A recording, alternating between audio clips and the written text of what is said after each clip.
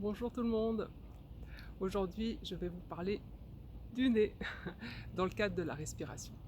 Et on va voir quelques précisions sur son anatomie, sur ses fonctions. Et je pense que vous allez apprendre des choses. J'ai pris ces informations à partir du livre de James Nestor, Respirer, dont je vous avais fait une présentation dans une précédente vidéo. Et je pense qu'après ça, vous aurez toutes les billes pour privilégier la respiration par le nez. C'est parti! Alors, première chose, votre nez, c'est un vrai purificateur d'air.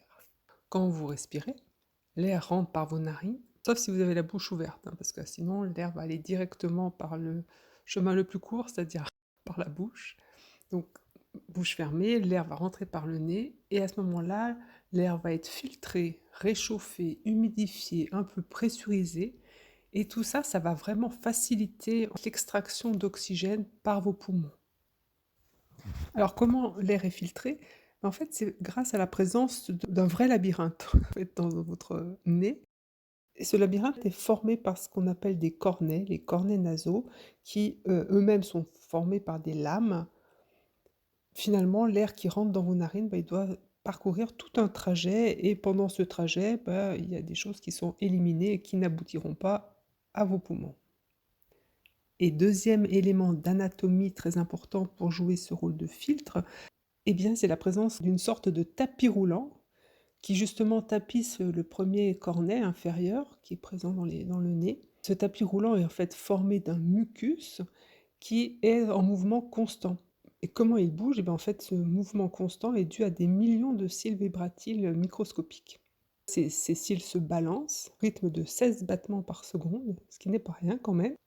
Mais ce qui est important aussi, c'est que même si vous avez la tête en bas, les cils continueront à battre dans le bon sens pour évacuer au fond de la gorge tout le matériel qui a été pris par le mucus.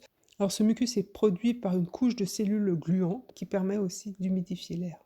Outre les aspects anatomiques, il y a aussi des aspects chimiques, disons, qui vont favoriser l'approvisionnement des cellules en oxygène. Vos sinus peuvent libérer une forte dose d'oxyde nitrique.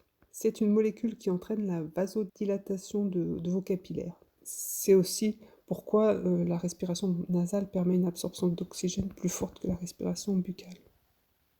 Votre nez est vraiment garant de votre santé, pour plusieurs aspects.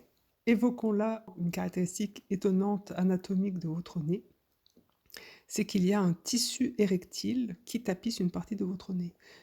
Et donc c'est un tissu qui peut se gorger de sang et prendre du volume. On peut même parler d'érection nasale. Parfois, selon les cas, ça peut refléter l'état de santé. Par exemple, si on a certaines maladies, certains déséquilibres, ce tissu érectile peut être enflammé. Mais de manière naturelle, il peut s'engorger de manière alternative entre les deux narines. Et donc un coup, une narine est plus bouchée que l'autre, et puis le coup d'après, c'est l'inverse. On parle de cycle nasal, c'est-à-dire qu'au cours de votre journée, en fait, vous allez respirer plus particulièrement à droite à certains moments, plus particulièrement à gauche à d'autres moments. Pour ce thème-là, j'ai interviewé Fanny Tournet qui a fait son stage sur le cycle nasal. À bientôt pour de nouvelles informations sur la respiration.